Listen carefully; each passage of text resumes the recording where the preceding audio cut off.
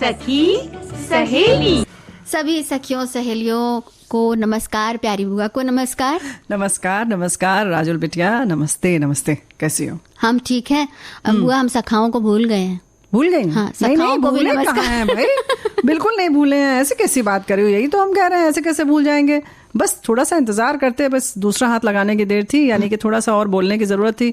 अब ये तो वही बात हो गई ना कि जैसे कि एक बार किसी ने कहा कि हम जा रहे थे रास्ते में, तो उन्होंने अपने कान, मतलब खड़े थे वो व्यक्ति, उन्होंने ऐसे बताया कि इतना बड़ा मुर्गा देखा, और उन्होंने हाथ ऐसे खड़ा किया, लगभग उनके मतलब चेहरे के बराबर था। तो आदमी एकदम चौंक गया, बोला इतना गप ना मारो कि जमीन से इतना बड़ा मुर्गा होगा, कम से कम 4 फीट ऊंचा। बोले नहीं, दूसरा हाथ तो लगाने दो। उन्होंने फिर करीब 2 फीट नीचे दूसरा हाथ लगाया। तो थोड़ा सा इंतजार कर लेने में कोई दिक्कत थोड़ी है। अभी कहने ही वाले थे। हाथ हाथ का फेर है, हाथ का फेर है, थोड़ा समय का भी फेर है भाई। सभी सखाओं को भी ढेर सारा प्यार भरा नमस्कार। और ऐसा नहीं है, बहुरियों बेटियों का हम ख्याल रखते हैं, तो भतीजे भी जो है वो भी हमारे उतने ही प्यारे हैं, है ना। तो कैसे भूल जाएंगे? बिल्कुल। तो जैसे देखो, सांस है, आती है जाती है, तो दोनों सांस महत्वपूर्ण है ना। अब ये कहो कि हम जो अंदर लेते हैं बस वही महत्वपूर्ण है, जो निकालते हैं वो नहीं महत्वपूर्ण है। दोनों ही महत्वपूर्ण है। बिल्कुल, यही तो भाई इसीलिए तो होता है ना कि जब अगर हम हर चीज को महत्व देते हैं, और ये दोनों हाथों का, जैसे आपने कहा ना कि एक हाथ है तो दूसरा हाथ भी लगाना ही पड़ेगा। बिल्कुल। तो जब कई हाथ लगते हैं तो कुछ जो होता है वो बड़ा अच्छा होता है, बहुत बहुत अच्छा होता है। और लेकिन कुछ चीजें गड़बड़ भी होती हैं, लेकिन हालांकि हम इस समय गड़बड़ की बात नहीं करेंगे। जैसे कि बहुत सारे हाथ लगे और बहुत साल हो गए, तो बहुत सारी चीजें गायब हो गई। हाँ। जो हम लोग खाते थे बचपन में, तुम लोगों को पता ही नहीं है, केवल नाम सुने हुई हो। आगे के बच्चे तो वो भी नाम नहीं सुने हैं, नाम भी नहीं सुने हैं। सही बात है। और जो हमने अपने बचपन में खाए वो अब नहीं दिखते। तो भाई ऐसा है कि बहुत सारी चीजें हैं जो गायब हो चुकी हैं। ऐसी सब्जियां और ऐसे फलों के बारे में आज हम बात कर लेंगे, थोड़ा सा दोहरा लिया जाए सबक अपना। हाँ, और कुछ अगर ऐसा हमारे सुनने वालों को भी याद आ रहा हो जो उन्होंने बचपन में या पहले खाते हो और अब न दिखता हो, बहुत कम दिखता हो। अरे लिखना शुरू कर दिया उन्होंने, वो चले गए अपने यादों के गलियारे में। वाह वाह वाह, क्या बात है। और क्या? तब तो आज खूब सारी ऐसी चीजों का पता लगेगा जो हम अब नहीं देख पाते। और जब इतनी सारे विचार होते हैं ना वो, तो फिर ये भी होता है ना कि इंसान सोचता है कि चलो भाई इस दिशा में कुछ किया जाए। बिल्कुल किया जाए, तो इसीलिए तो हम कर रहे हैं, हम लोग हैं। इसीलिए देखो, वर्ल्ड फेमस बात है कि हम लोग कुछ कुछ ऐसी चीजें करते रहते हैं ताकि आप अपने यादों के गलियारे में जाएं, कुछ कुछ उन चीजों को भी तलाशें, और जो हैं उनकी कैसे हम देखभाल करें, जैसे कि मिट्टी, है ना। तो आज विश्व मृदा दिवस है। हाँ, विश्व मृदा दिवस। तो उसकी ढेर सारी बधाई पहले दे दे। और मिट्टी कहने को तो मिट्टी है, लेकिन यही मिट्टी भाई सोना है, और इसी मिट्टी में होना है सब कुछ। मिट्टी में होना है, मिट्टी से आए हैं, मिट्टी में मिल जाएंगे। तो ये तो हम चर्चा करेंगे ही, लेकिन आज भाई सखी विशेष का भी दिन है। हाँ, आज सखी विशेष में हम बात करेंगे जानी मानी लेखिका इस्मत चुगताई की, जो कि उर्दू साहित्य की एक दिग्गज बेबाक। तो उनके बारे में बात करेंगे। लेकिन आज एक और खास दिन है, आर्थिक और सामाजिक विकास के लिए अंतर्राष्ट्रीय स्वयंसेवी दिवस है। तो उसके बारे में चर्चा कर लो, बस अब बहुत हो गया। बिल्कुल। तो संयुक्त राष्ट्र महासभा ने 17 दिसंबर 1985 में सोचा था ये दिन, और इसके लिए चुना गया था 5 दिसंबर को। मतलब इसकी योजना बनी थी 1985 में, 1986 से मनाया जाना शुरू हो गया। और इस दिन का जो मकसद है वो ये है कि जो स्वेच्छाचारिता है उसे बढ़ावा दिया जाए, और जो स्वयं सेवक हैं उनके प्रयास हैं, जो वो काम करते हैं, उन सबको प्रोत्साहित किया जाए।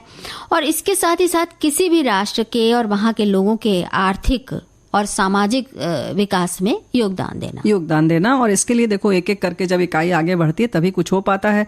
तो स्वेच्छा से लोग आगे आए, और इन सब को प्रोत्साहित करने के लिए कई आयोजन होते हैं, जिनमें संयुक्त राष्ट्र, नागरिक समाज, सरकारी गैर सरकारी संगठन सब बढ़ चढ़कर हिस्सा लेते हैं। और स्वयं सेवक और समुदाय द्वारा किए गए जो काम हैं उनकी सराहना की जाती है, उन्हें पुरस्कृत किया जाता है। क्योंकि जो लाभान्वित होते हैं उन्हें तो मालूम है कि भाई अच्छा ये हमारे लिए कर रहे हैं या समाज में कुछ कर रहे हैं, लेकिन बाकी लोगों को नहीं पता चलता है। बिल्कुल। तो और लोग भी प्रेरित हों, और देखो उत्साह जब मिलता है तो जाहिर है कि आदमी दुगने मन से फिर और जुट जाता है काम करने के लिए, है ना। हाँ, और सेवा की भावना से जो काम कर रहे हैं उनको तो बिल्कुल बनता ही है कि उनको पुरस्कृत किया जाए। इसके साथ ही बुआ, लोगों को जागरूक करने के लिए बहुत सारे कार्यक्रम होते हैं, सेमिनार्स होते हैं, कॉन्फ्रेंसेज होती हैं, प्रदर्शनियां लगती हैं। अच्छा, सुबह की चाय यानी मॉर्निंग टी पे भी क्या बातचीत मिलके जाती है। हाँ हो जाती है, ये भी वो तो सबसे बढ़िया समय आयोजन है। होता है। सही बात है, सही सुबह बात का है। समय सबसे बढ़िया। सबसे बढ़िया होता है, मन खुश रहता है और स्वयं सेवक के संसार की नींव एक दूसरे के प्रति विश्वास, सम्मान, सहयोग और बराबरी पर ही तो टिका है ना। बिल्कुल। जब मिलजुल कर काम नहीं करेंगे तो कैसे होगा। साल 2022 के अभियान का मूल मंत्र जो है वो है सॉलिडेरिटी थ्रू वॉलंटियरिंग, यानी स्वयं सेवकों की एकजुटता। और इसी के साथ ये कहा जाता है कि together act now, volunteer for a better tomorrow. क्या बात। एक साथ मिलके काम करें और एक बेहतर भविष्य की ओर बढ़े। तो बेहतर भविष्य तो है ही ऐसा कि जब सबका साथ हो तो सबका विकास होगा और सब खुश रहेंगे। बुआ, हमने बात की थी मिट्टी की। तो लोग सोचते हैं, जब हम लोग मिट्टी खेलते थे और जब डांट पड़ती थी तो हम लोग सोचते थे कि कितनी अच्छी तो होती है मिट्टी, क्यों डांट खा रही है अम्मा, क्यों इतना ज्यादा गुस्सा हो रही कि मिट्टी में सब सनी पड़ी हो। लेकिन मिट्टी का मोह छूटता नहीं था। कैसे छूटेगा, उसी के बने हैं हम लोग ना। सही बात है। उसी से बने हैं और उसी से बनी चीजों को ही खा के हम लोग इतना बड़े हैं, बड़े हुए हैं। बिल्कुल सही बात है। तो बहुत अच्छी बात इन्होंने लिखी है। पहली लाइन तो हमने पढ़ा, लेकिन आगे पढ़ दे रहे हैं। मिट्टी के बने शरीर को अब गुरूर हो गया है कि कपड़े पर लगी मिट्टी उसका रुतबा कम कर देगी, और वही इंसान जब मिट्टी की मूर्ति खरीदते वक्त मोल भाव करता है और उसी मिट्टी की बनाई गई मूर्ति से घर में करोड़ों की मांग करता है। कुल्हड़ में चाय पीने का एक नायाब फायदा यह भी है कि इसी बहाने देश की मिट्टी को चूम लेते हैं हम। क्या बात है, क्या बात है। बहुत प्यारी बात आपने बहुत लिखी सुंदर है। बात। थोड़ा सा अलग अलग हटके लिखी है, लेकिन बहुत ही अच्छी बात। सबके भाव बहुत ही अच्छे हैं, है ना। बिल्कुल कि सही बात है कि हम उसी मूर्ति को लाते हैं, घर सजाते हैं, उसी से घर बनता है हमारा, और इसी मिट्टी जब कपड़े में लग जाती है तो हम परेशान हो जाते हैं। मिट्टी कैसे लग गई, मिट्टी कैसे लग गई। और बच्चे तो खास तौर से डांट सुनते हैं। देखो अभी तक राजुल बिटिया को याद है। क्या बताएं बुआ, वो तो याद ही रहेगा ना। अच्छा जाने दो, कोई बात नहीं। अब 20 दिसंबर 2013 को संयुक्त राष्ट्र महासभा के 68वें सत्र में विश्व मृदा दिवस को 5 दिसंबर को मनाने की घोषणा की गई। और भाई इसका उद्देश्य था कि स्वस्थ मिट्टी के महत्व के बारे में लोग जागरूक हों। जीवन को बनाए रखने वाली मिट्टी विभिन्न मात्राओं में मिश्रित कार्बनिक पदार्थ जैसे हैं, उसमें खनिज हैं और अन्य जो यौगिक हैं, जो उसमें चीजें मिले हैं, अवयव, उनकी जानकारी बने, है ना। अब बच्चे तो केवल मिट्टी मिट्टी करते हैं, लेकिन बाकी जानकारी धीरे धीरे हो रही है ना। बहुत चीजें मिलती हैं उसमें। लेकिन बुआ चक्कर क्या है कि आज खेतों में बहुत सारी रासायनिक खाद पड़ती है, कीटनाशक दवाइयाँ पड़ती हैं, और इसकी वजह से कहते हैं कि मिट्टी के जो जैविक गुण हैं उसमें बहुत कमी आ रही है और मिट्टी की जो उपजाऊ क्षमता है वो घटती चली जा रही है। बिल्कुल। तो इसे खाद्य सुरक्षा और स्थिरता के लिए वैश्विक स्तर पर सबसे महत्वपूर्ण समस्याओं में से एक माना जाता है कि मिट्टी जो है वो स्वस्थ रहे। हाँ, मिट्टी का स्वास्थ्य बहुत जरूरी है। अब देखो जैसे कि उसमें केचुए होते रहे, अब जो ये सब चीजें डाल दी जाती हैं उनसे केचुए भी नष्ट हो जाते हैं। नहीं तो केचुए तो कितनी तेजी से धीरे धीरे करके पूरी मिट्टी को उलट पलट कर देते थे। बिल्कुल। तुम लोग तरह वाला नहीं, बढ़िया वाला उलट और एकदम बारीक बढ़िया कर देते हैं। तो नीचे की मिट्टी ऊपर, ऊपर की नीचे, तो सबसे उसको मतलब कहते हैं ऑक्सीजन भी मिल जाती है मिट्टी को, धूप मिल जाती है, और जो भी चीजें रहती हैं। तो कितना मतलब प्रकृति ने अपनी तरह से पूरा व्यवस्था रखा हुआ है हर चीज का। लेकिन हम हैं कि बिगाड़े पड़े हुए हैं। चलो, लेकिन इसीलिए तो जागरूक भी अब हो रहे हैं कि किस तरह से ये सुरक्षा बनी रहे, है ना। और जब ये बात है कि अगर मिट्टी खराब होगी, हाँ। तो जो खाना है मिट्टी से ही उपजता है, वो भी खराब होगा। फिर जो पेड़ पौधों का विकास है वो कम हो जाएगा, उसमें फिर रुकावट पड़ेगी। अरे अनाज नहीं मिलेगा, सोचो जरा। हाँ। और अभी आपने केचुओं की बात याद दिलाई, तो कितनी सारी ऐसे कीड़े हैं जो कि मिट्टी में रहते हैं। और मिट्टी जब बीमार हो जाती है, यानी कि जब उसकी जैविक जो क्वालिटी है, जो गुण है, वो खराब हो जाते हैं। यानी कि उन कीड़े मकोड़ों को जीने के लिए उस मिट्टी का रहना जरूरी है, और वो जब उसमें कुछ परिवर्तन हो जाता है, रासायनिक परिवर्तन, तो जाहिर है कि उनका जीवन खतरे में आ जाता है। खतरे में आ जाता है। तो वो मतलब कितनी सारी चीजें प्रभावित होती हैं। हमारा खाना तो खाना, और दूसरों को भी हम कितना नुकसान, लोगों के लिए जानलेवा हो जाता है। ऐसा नहीं लगता कि उन कीड़े मकोड़ों के लिए कोरोना हो जाता है? वो कहते होंगे अच्छा कोरोना फैल गया। हाँ, सही बात है। तो बस ये याद कर लेना कि कैसी दहशत में हम 2 साल थे, और हम अक्सर ये काम बाकी जीव जंतुओं के लिए करते हैं, है ना। सही बात है, सही बात है बुआ, आपने बिल्कुल सही उदाहरण दिया कि वैसे ही दम घुटने वाली चीज होती होगी उनके यही साथ। तो हम कह रहे हैं कि भाई जब तक अपनी ना बेवाई ना फटे तो नहीं समझ में आता कि दूसरे के पैर में कितना दर्द है। हाँ, ये बात तो है। तो थोड़ा सा याद कर लीजिए, है कि नहीं? तो अब जो 2022 का विश्व मृदा दिवस है उसका अभियान है कि मृदा जहां भोजन शुरू होता है। हाँ, अब इसका उद्देश्य है कि मृदा प्रबंधन में बढ़ती हुई चुनौतियों का जो भी चुनौतियां हैं उनका समाधान किया जाए और लोगों को जागरूक बनाया जाए, समाज को प्रोत्साहित करके स्वस्थ पारिस्थितिक तंत्र और मानव कल्याण को बनाए रखने के महत्व के बारे में जागरूकता बढ़ाई जाए, है ना? और मिट्टी के स्वास्थ्य में सुधार किया जाए। मतलब कुल मिलाकर यही उद्देश्य है कि मिट्टी जो है वो स्वस्थ रहे, वो स्वस्थ रहेगी तभी हम स्वस्थ रह पाएंगे भाई। हाँ, तो भाई जो साफ सुथरी मिट्टी होगी, साफ सुथरी से मतलब साबुन से नहीं धोना है, वो मिट्टी जिसमें सारे उसके जैविक गुण मौजूद हों और जिसमें पेड़ पौधे भी फले फूले और जो जंतु हैं मिट्टी में रहने वाले वो भी फले फूले, ऐसी मिट्टी के साथ आई जो बहार होगी। क्या बात है, उसका तो क्या कहना। क्या बात है। बहार की बात तो हमने पूरा कर ली। नहीं, लेकिन एक और बहुत अच्छी बात है, हमारे साथी लिख के भेज रहे हैं कि मृदा को आम बोलचाल की भाषा में मिट्टी कहते हैं। भारत और मिट्टी का नाता एक अलग तरह की भावना को प्रदर्शित करता है। भारतीयों के मिट्टी देश प्रेम से ताल्लुक रखता है। हमारा जो है मिट्टी जो है वो देश प्रेम से ताल्लुक रखता है। वहीं मिट्टी को धरती माँ से भी जोड़ा जाता है।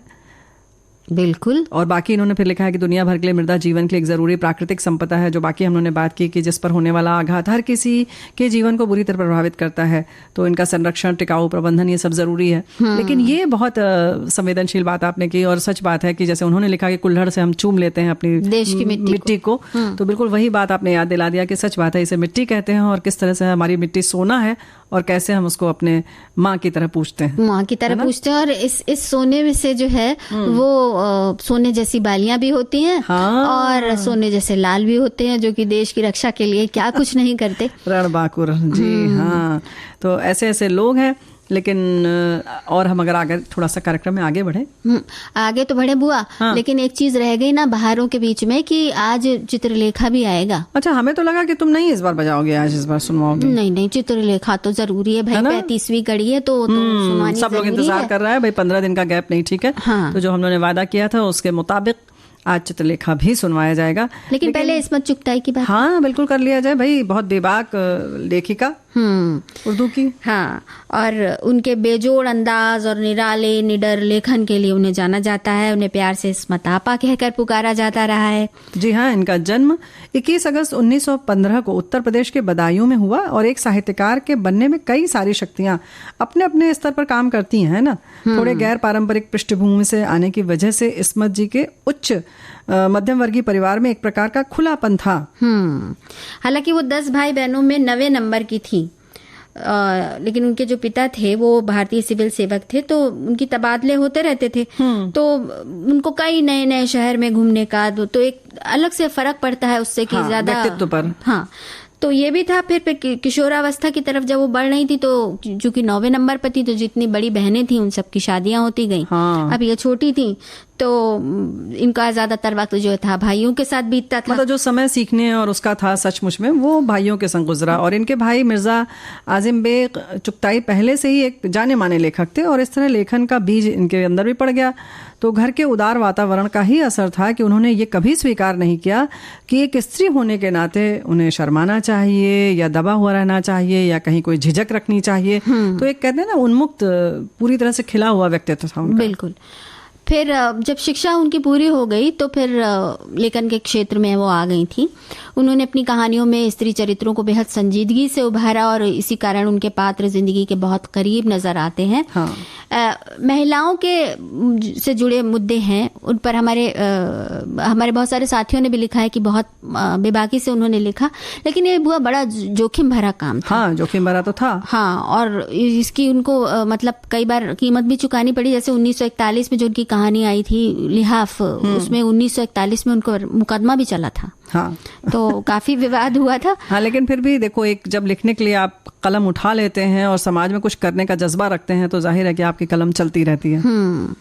तो इसीलिए उन्होंने जो समाज की सिर्फ स्त्रियों पर ही लिखा हो ऐसा नहीं है, जो कुरीतियां थी समाज में या जो व्यवस्थाएं ऐसी थी जो कि इंसान को तोड़ती थी, उन पर भी लिखा, दूसरे किस्म के लोगों पर भी लिखा, जो भी उनके लेखन समझ में आया कि हाँ इस पर बात होनी चाहिए, समाज में इसका विरोध होना चाहिए, उन्होंने किया। और इस्मत आपा की बेखौफ कलम जो है वो चलती ही रही, अभी चाहे कुरीतियां हो, व्यवस्था हो, अन्य पात्र पर भी उन्होंने करारा व्यंग किया। और 1942 में मुंबई के फिल्म निर्देशक और पटकथा लेखक शाहिद लतीफ से उनका विवाह हुआ और पति के साथ फिल्मों के लिए पटकथा और संवाद लिखने लगी। उनके लोकप्रिय कहानी संग्रहों की बात अगर हम करें बुआ, तो चोटें, छुई मुई, कलियां, एक रात, दो हाथ, दोज़खी शैतान, ये सभी शामिल हैं। टेढ़ी लकीर, जिद्दी, एक कतरा खून, दिल की दुनिया, मासूम, बहरूप नगर, सैदाई, जंगली कबूतर, अजीब आदमी और बांदी, ये उनके प्रसिद्ध उपन्यास हैं। जहां से तुमने बात की ना, टेढ़ी लकीर, जिद्दी, ये सब उनके उपन्यास हैं। टेढ़ी लकीर पर उन्हें 1974 में गालिब अवार्ड मिला था और इस्मत ने कागजी हैं पैरहन शीर्षक से अपनी आत्मकथा भी लिखी थी।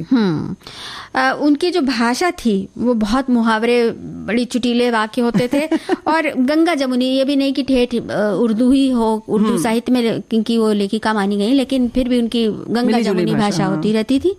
और उनका जो भाषा प्रवाह था वो इतना अद्भुत था कि ऐसा लगता था जैसे कोई कहानी सुना रहा है। आप अगर लिखा हुआ भी पढ़ रहे हैं तो ऐसा लगता था कि जैसे बह रही है, आप बहते चले जा रहे हैं भाई देखो, जब ठेठ मुहावरेदार भाषा हो तो इस तरीके का प्रवाह हो ही जाता है, क्योंकि उन्होंने हिंदी उर्दू की सीमाओं में अपने को कैद नहीं रखा था ना। तो जाहिर है कि जो बोलचाल की भाषा थी, बोली थी, उस पर उन्होंने लिखा, उस आधार पर। हाँ। तो थोड़ा सुना रही हो कुछ पढ़ के? हाँ, पढ़ के भी सुनाते हैं। ये बात तो है ही कि ये आधी औरत आधा ख्वाब किताब के अंश हैं। औरत औरत औरत, बुरी अच्छी, बेवफा बावफा, ऐसी वैसी और खुदा मालूम कैसी कैसी, हर मुल्क और हर जमाने में बड़े बड़े चिंतकों ने औरत के बारे में कोई ना कोई राय जरूर कायम की है। कोई साहब उसके हुस्न पर जोर दे रहे हैं तो कोई उसकी पारसाई और नेकसीरती पर मुंतसिर हैं। एक साहब का ख्याल है कि खुदा के बाद औरत का मर्तबा है तो दूसरे साहब उसे शैतान की खाला बनाने पर तुले हुए हैं। ये मैं इसलिए कह रही हूँ कि मर्द खामखा उल्टे सीधे वाक्य ठोकते रहते हैं, इतना भी नहीं सोचते कि अब औरतें भी बकौल उनके नीरी औरतें नहीं रहीं, बहुत कुछ जानकारियां प्राप्त करने लगी हैं। अब इस प्रकार के घिसे पिटे जुमलों के झांसे में नहीं आएंगी, सीधी सादी तमीज की बात कीजिए। औरतों को औरतों से अधिक समझने का दावा ना कीजिए तो अच्छा है, मुफ्त में पोल खुलेगा। बड़ाई छोटाई के झगड़ों में पड़कर समय बर्बाद करने की आपको फुर्सत कहाँ मिल गई। श्रेणी और रंग और नस्ल का फर्क बड़ी तेजी से मिट रहा है। दुनिया बड़ी तेजी से कारोबारी मैदान में बढ़ रही है। अब काम करने वालों की मांग बढ़ रही है। हर डिपार्टमेंट में औरतों को हाथ बटाना पड़ रहा है। तो भाई देखो, इतने पहले लिखा हुआ जो भी लेखनी है इनकी, हाँ, आज भी प्रासंगिक है और लग रहा है जैसे कि आज का ही चित्रण किया है। बिल्कुल, है ना।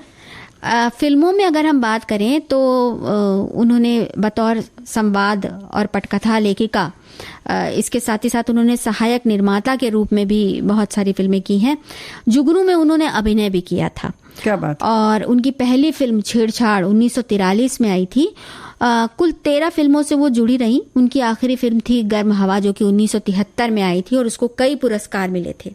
और कुछ और भी फिल्में हैं, बुज़दिल, फरेब, सोने की चिड़िया, लाला रुख, बहारें फिर भी आएंगी, जुनून। 1976 में उन्हें पद्मश्री से सम्मानित किया गया। 1989 में आंध्र प्रदेश उर्दू अकादमी सम्मान और 1982 में सोवियत लैंड नेहरू अवार्ड के साथ उन्हें 1990 में इकबाल सम्मान से नवाजा गया। तो भाई काफ़ी सम्मान मिले और भाई जाहिर है कि इस तरीके से हर विषय पर उन्होंने लिखा तो सम्मान तो मिलना ही था। उन्होंने साहित्य को समृद्ध किया, जीवन के हर अनुभव को मुख्तलिफ रंगों में खूबसूरती से सजाने वाली मज़ाहिया, तंजिया और चुटकियों से लैस बेजोड़ शैली की बेखौफ कहानीकार इस्मत चुगताई ने 24 अक्टूबर 1991 को मुंबई में अंतिम सांस ली और इस दुनिया को अलविदा कह दिया। लेकिन जो उनकी रचनाएं हैं, जो उनकी कहानियां हैं या उनके जो उपन्यास हैं, वो आज भी उनकी याद दिलाते हैं और बहुत सी ऐसी बातों की भी याद दिलाते हैं, उन चीज़ों की तरफ ध्यान दिलाते हैं जिन पर शायद आम लोगों का, आम इंसान का ध्यान नहीं जाता। लेकिन जब इस्मत का कहते हैं ना कि इस्मत आपा जब आंख में उंगली कलम के जरिए वो आंख में उंगली डालकर देखने पर मजबूर कर देती हैं कि भाई देखो ये भी हो रहा है, ये भी हो रहा है। जैसे कि हम लोगों ने जो पंक्तियां पढ़ी उसमें भी बहुत कुछ बातें कह दी गई कि भाई औरतों को सिर्फ वही घिसा पिटा न समझा जाए। अब बहुत कुछ औरतें भी समझने लगी। हमें लगता है समझती तो पहले भी थी, लेकिन बहुत हद तक कहीं ना कहीं समाज में वो स्थान नहीं मिला था कि वो बता भी पाती कि हम समझ रहे हैं। इतना भी कहने का हक नहीं था, एक जमाना वो भी था, बिल्कुल, है ना। लेकिन धीरे धीरे समय बदल रहा है। तो एक बार फिर गुजारिश हम इस मंच से राजुल बिटिया यही कहेंगे अपनी बहनों से कि जहां आपको लगता है कि आप सही हैं और आपके साथ अन्याय हो रहा है तो कृपया चुप ना बैठें। बिल्कुल, है ना। जो गलत है उसको गलत कहने में कोई बुराई नहीं है, क्योंकि वही सत्य है, वही सत्य है। और चूंकि बरसों से उसको गलत नहीं कहा जा रहा है इसलिए वो सही नहीं हो जाएगा। हाँ, यानी कि इसका मतलब ये नहीं कि जो बात बरसों से कुछ उसके बारे में नहीं बोला गया वो सत्य स्थापित हो जाए, प्रतिपादित हो जाए, ऐसा बिल्कुल नहीं है। झूठ हमेशा झूठ रहेगा, गलत गलत ही रहेगा। और एक इंसान की जब बात आती है, हम अक्सर कहते हैं कि अपने सपनों में रंग दीजिए, जो आपको करना है वो करिए, लेकिन कैसे करिए ये बहुत महत्वपूर्ण है। और पहले उसके लिए खुद तैयार हो जाइए। देखो एक बात और है राजुल बिटिया कि जब हम खुद नहीं करेंगे तो अपनी बच्चियों को कैसे करने देंगे। बिल्कुल, क्योंकि हम तैयार ही नहीं हैं कि समाज में जो भी स्त्री नाम की जो क्या कहना चाहिए जाति है या एक चिड़िया है या कहते हैं गैया है, कह देते हैं बच्चिया है, यहाँ से दूसरे के आंगन में बांध दी जाती है।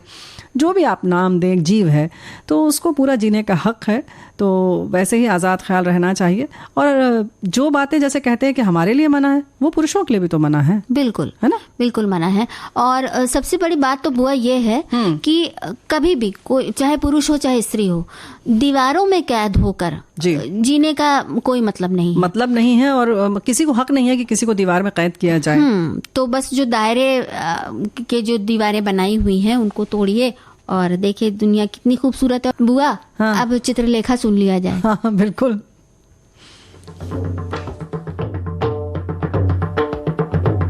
चित्रलेखा।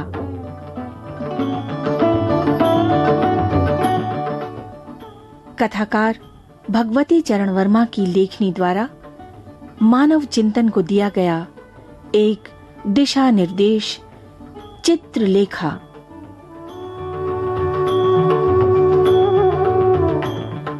पाप और पुण्य की परिभाषा खोजने वाले पात्रों की व्यथा कथा, चित्रलेखा।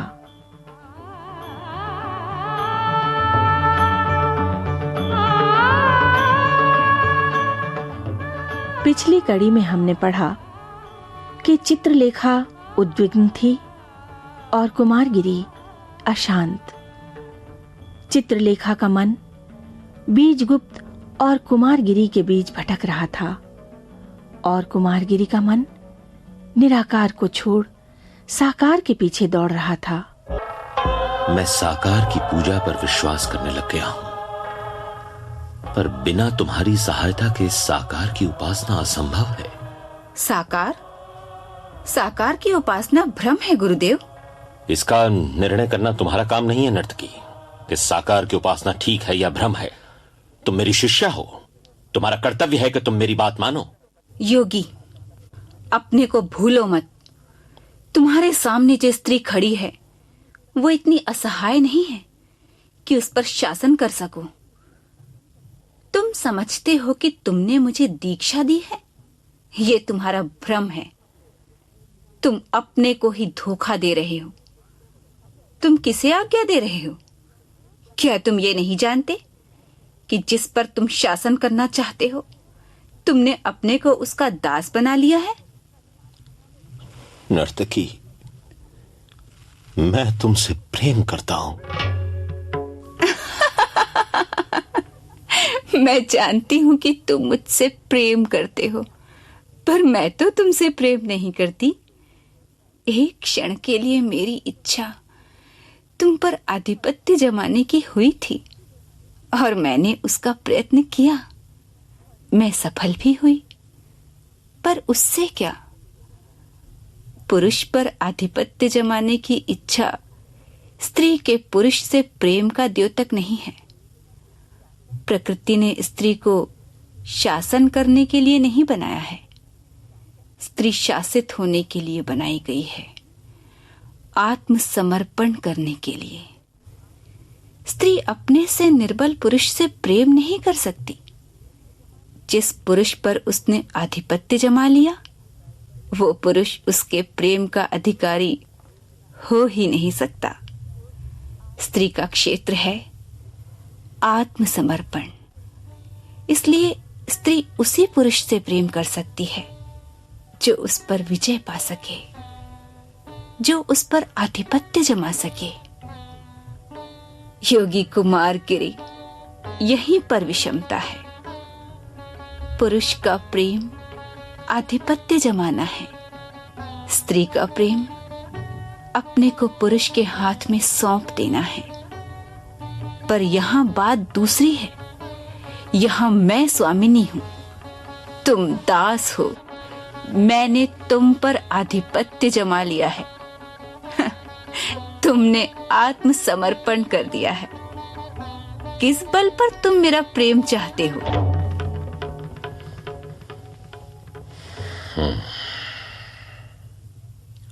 ठीक कहती हो। मैंने तुम्हें आत्मसमर्पण किया। मैं तुमसे निर्बल साबित हुआ। तुम्हारे द्वारा ईश्वर ने मेरा अभिमान तोड़ दिया, मुझको अपनी लघुता का आभास करा दिया। अब आगे कार्यक्रम क्या होगा ये मैं निर्णय कर चुका हूं। मैं तुम पर विजय पाऊंगा, प्रेम के लिए नहीं, केवल तुम पर विजय पाने के लिए, अपने को पतन से उठाने के लिए। और विश्वास रखो, तुम कुमार गिरी को भविष्य में इतना निर्बल नहीं पाओगी। इसमें गुरुदेव की सहायता करना चाहती हूं मैं। किस प्रकार? मैं गुरुदेव का आश्रम छोड़ना चाहती हूं। जानती हूं कि मैं गुरुदेव के मार्ग पर बाधा के रूप में आकर खड़ी हो गई हूं। मैं ये पाप कर रही हूं। यह असंभव है नर्तकी।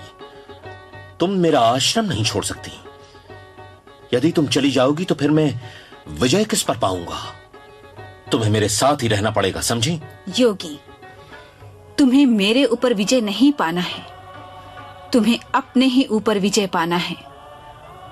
जब तक मैं यहां रहूंगी तुम अपने ऊपर विजय नहीं पा सकोगे, इतना मैं भली भांति जानती हूं।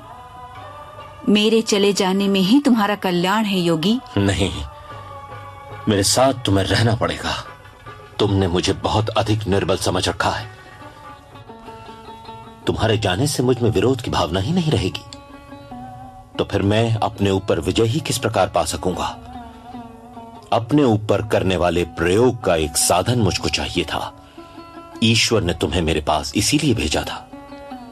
मैं असफल रहा, पर असफलता मेरा क्षेत्र नहीं है।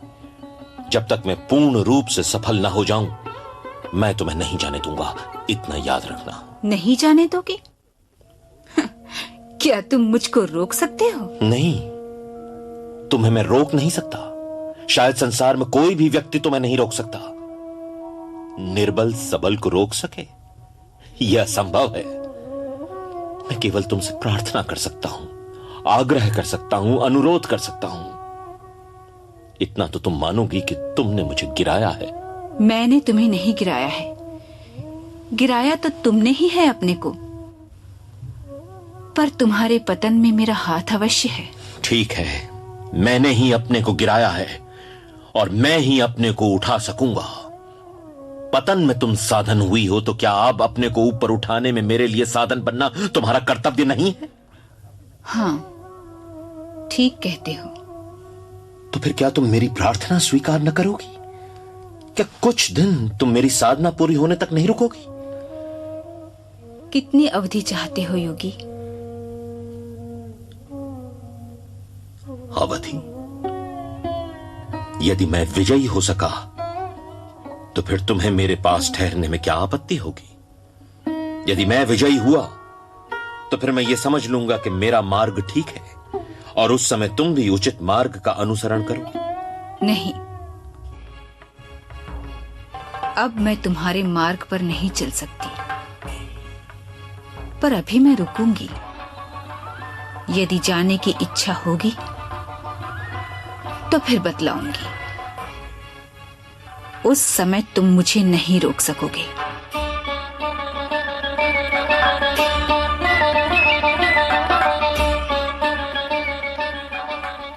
चित्रलेखा बीजगुप्त के जीवन से बिना उसकी इच्छा के चली गई थी। यशोधरा उसके जीवन में बिना उसकी इच्छा के चली आई थी। बीजगुप्त हंस पड़ा। जीवन उसके निकट एक समस्या थी। काशी के जनरव में बीजगुप्त ने अपने हृदय की हलचल को डुबोना चाहा था, पर यह न हो सका। केवल हलचल का रूप बदल गया। छाया चित्र की तरह उसकी आंखों के आगे से चित्रलेखा का चित्र हटकर यशोधरा का चित्र आ गया था। दुख की हलचल सुख के कंपन में परिणत हो गई थी। बीजगुप्त और उसके साथियों को काशी में आए हुए प्रायः 1 सप्ताह हो गया था। उस दिन संध्या हो गई थी। सब लोग एक साथ बैठे हुए काशी नगर के सुंदर दृश्यों पर वार्तालाप कर रहे थे।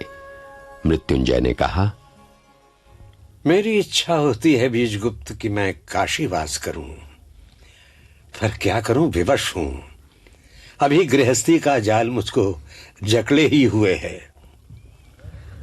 आर्य, रत और विरत, अनुरागी और विरागी तथा गृहस्थ और सन्यासी में भेद बहुत थोड़ा है।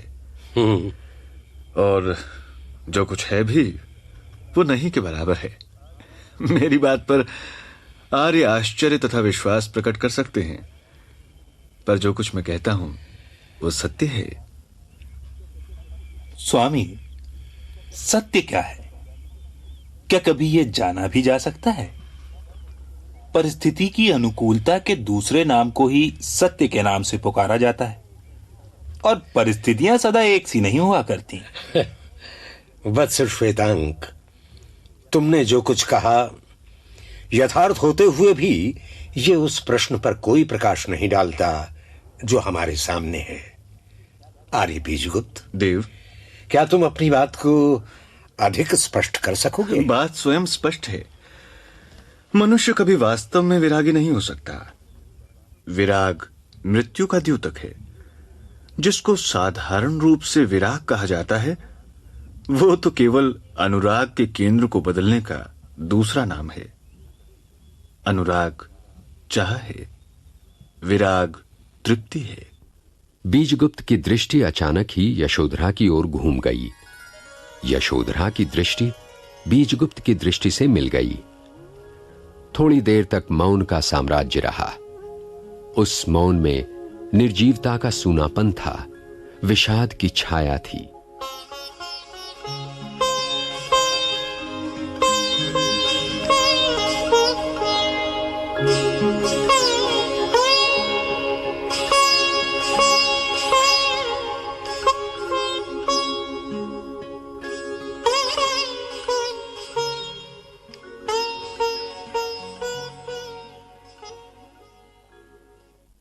कुमारगिरी और बीजगुप्त दोनों ही के मन में उथल पुथल थी। अतृप्त योगी में वासना करवट ले रही थी और तृप्त भोगी निर्लिप्त होने के लिए बेचैन था।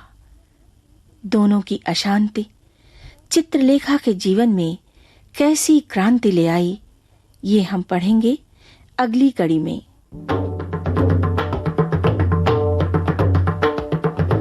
आज की कड़ी में कुमारगिरी की बेचैनी को साकार किया सुधीर पांडे ने और बीजगुप्त की तड़प को स्वर दिया कमल शर्मा ने।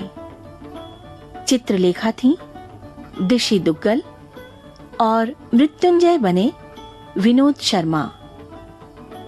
उपन्यास चित्रलेखा के सूत्रधार हैं हरीश भीमाणी।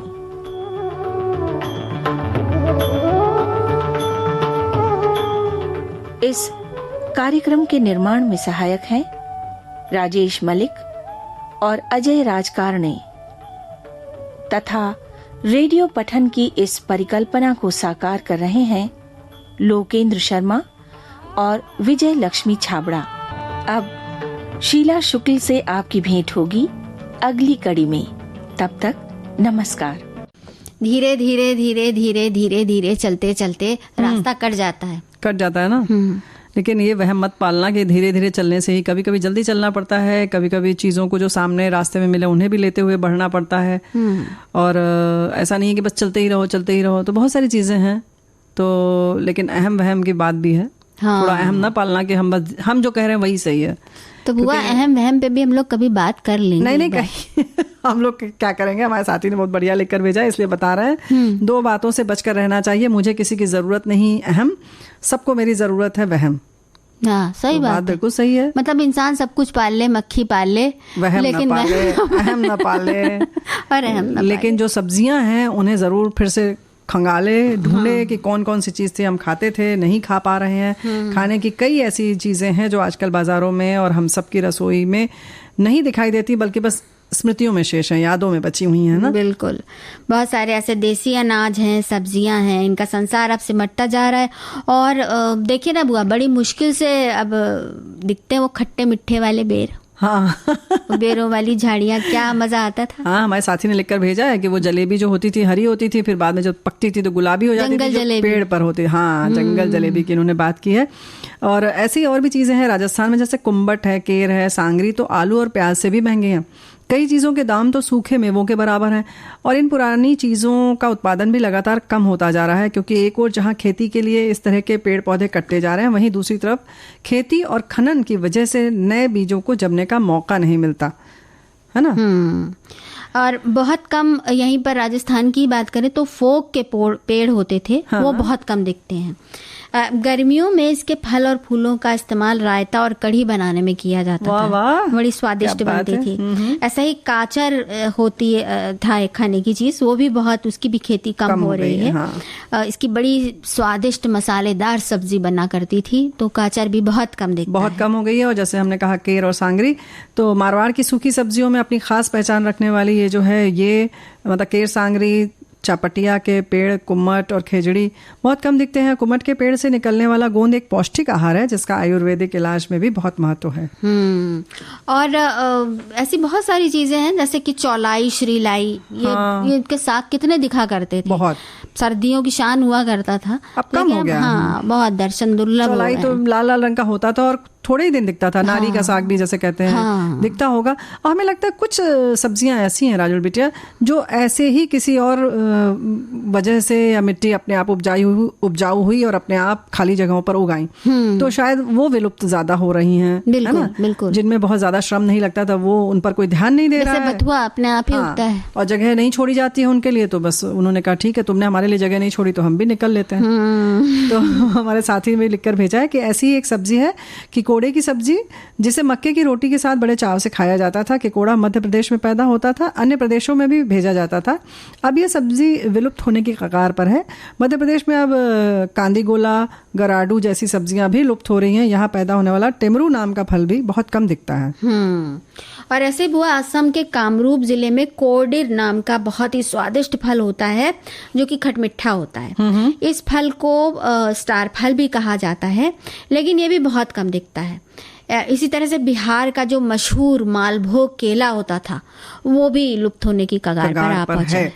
तो ऐसी बहुत सारी चीज़ें हैं। टेटी है, ग्रामीण क्षेत्रों का उत्तम फल और सब्जी होता था। इसकी तो अचार भी पड़ता था। जब तक केर के फल कच्चे होते हैं, तब तक वे टेटी कहलाते हैं और पक जाने के बाद उन्हें पीचू नाम से जाना जाता है। तो केर के फूल भी सब्जी के रूप में काम लाए जाते हैं। टेटी का अचार, सब्जी का स्वाद बहुत सारे लोगों को याद होगा जरूर, क्या मजेदार बनता था। हाँ, सही बात है। अब बस नाम ही मिलता है। सही बात है। ज्यादा दुखी ना हो, हम सोचते हैं गाना वाना सुन लिया जाए तब आगे बढ़े। गाना सुन लेते हैं बुआ, लेकिन लसोड़े की भी तो बात कर लेना। हाँ, लसोड़ा भाई क्या बात है, इसका अचार बहुत बढ़िया होता था। और साग भी बनता था कच्चे लसोड़े का। लेकिन अब ये भी बहुत कम दिखता है। जलवायु परिवर्तन इसका कारण हो सकता है, या कुछ और कह सकते हैं। इसी तरह से ओडिशा के जो रायगढ़ में कोदो, सावा, कंगनी, ये सब जो खीर वाला चावल होता था, उसकी भी पैदावार बहुत कम हो चुकी है। और आंध्र प्रदेश में काला चावल, मिट्टू पाड़ी यानी कि लाल चावल, ये भी खत्म हो रहा है। तो ऐसी बहुत सारी चीजें हमारे साथियों ने जैसे लिखा है शहतूत। शहतूत में भी हरा भी होता था और एक एकदम मरून रंग का होता था, बल्कि काला सा होता था शहतूत, वो लगभग गायब हो गया। और काले रंग की बात जब आती है तो गाजर याद है? हाँ, क्या मजे का हलवा बनता था घर में काली गाजर के लिए खास तौर से ऐसे लगता था कि क्या हलवा है। तो चलिए हम उसका स्वाद याद करते हैं। दिल की नगरिया में आके ना जाना, ये तो बड़ी आसानी से कह सकते हैं बुआ, लेकिन समय नहीं कहेगा, अभी जाना पड़ेगा। तो दीजिए राजुल और प्यारी बुआ को इजाजत, स्वीकार कीजिए हमारा नमस्कार। विविध भारती।